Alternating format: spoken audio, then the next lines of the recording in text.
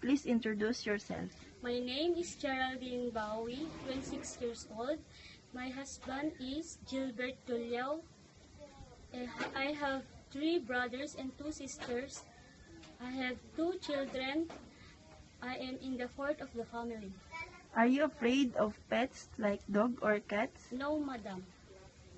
Do you have any experience working in other country? I don't have any experience in other country, but here in the Philippines, I have experience. I know how to cook, clean the house, ironing, and marketing in 3 years.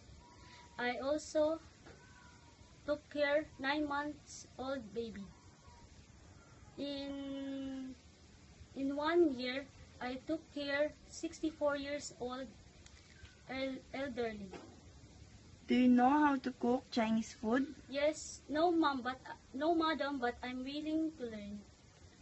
If you come to Hong Kong, who will take care of your children? If I will go to Hong Kong, my parents will take care of my children. Do you like to work with other maids? Yes, ma'am, I'm willing to work with other maids. Would you mind if your holiday will fixed by the employer? Yes, madam. Can you sing children's song? Yes, madam. Twinkle, twinkle, little star, how I wonder what you are.